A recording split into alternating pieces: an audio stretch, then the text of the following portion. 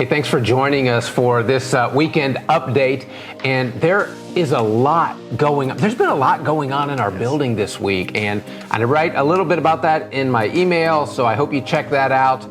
But for the last few weeks, we began a few weeks ago talking about the transition that was happening and how you came to becoming to MCC. And then we talked about Adam Leppert's what he'll be doing as our teaching pastor. And I kind of wanted to take a moment so that everyone could kind of get a little behind the scenes with Adam Geringer as well as our connections pastor.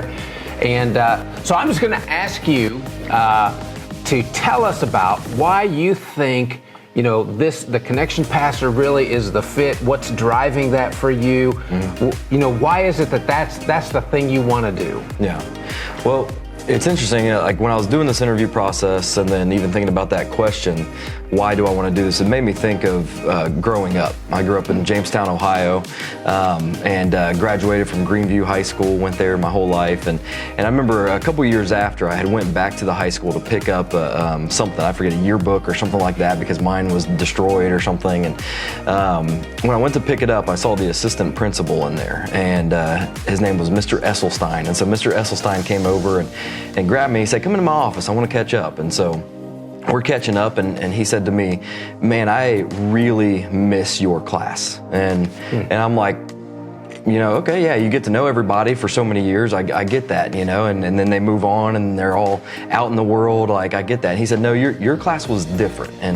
And he said, "Your class," he said, "you guys had the athletes hanging out with the skateboarders, hanging out with the bookworms, hanging out with the musicians." And he said, everybody was just Hold on a minute. friends. Which one were you? I was an athlete. Yeah, I played basketball and soccer and tennis. So I figured your height made you a basketball player. I was, yes. Yeah, the star, basically, you know. Run fast, jump high, all that stuff. So, but no, it's, he said you guys everybody was friends with everybody. And I remember that's when it hit me, is that I was extremely passionate about bringing people together and getting them connected and helping them to find their place. And so when I heard about this job and I heard about the opportunity here, and it's exactly that, being able to help people find their place in serving in the kingdom of God. And then being able to do that alongside with discipleship and being able to help people become the best versions of themselves that they can be. It's all stuff that I love and I'm passionate about, and I'm really excited to get underway. Wow, that is great, because it's important for people to understand. Church is not just a thing you do, a place that you go. Yep. It is a community that you are part of, and you belong, and you have a place, and there's a fit. Yep. And I just so appreciate you coming in and helping people, because it's not helping a people group, it's helping one person at a time. Yep. Make that next step. What does my next step in my faith need to look like that helps me grow closer in my relationship to Jesus and grow closer to the people around us as we love God and love people, you know, and then work together to accomplish His mission. So that's so huge. I'm so glad that we've got you all here and that you're going to be doing that. So, and that's so exciting. We're just going to watch that happen over and over and over again as we move forward. And so listen, if that's you, if you are figuring out your next step, and by the way, all of us have a next step in our faith, regardless of how long we've been following. There's another step until we get to heaven. There's another step.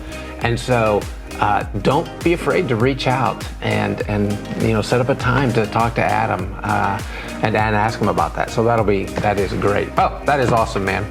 Hey, this weekend, really excited about this new series that we're getting ready to do from the letter that Paul wrote to Titus, and we'll talk about the letter. We'll talk about where Titus was and what the environment, the culture was there, and how that ties into today in our culture, in our century. So the difference between first century, 21st century, and the cultures that we live in. Because really the question we're asking is, what happens when culture and faith collide? When the culture you live in and the faith that you claim, when they collide, what do you do with that? Because it's happening a lot. And so Paul actually gives Titus kind of a first few steps to take in helping the church there. And so we want to look at those so that we can be helped as well. And so whether you join us online or join us here on campus, man, this weekend, looking forward to seeing you.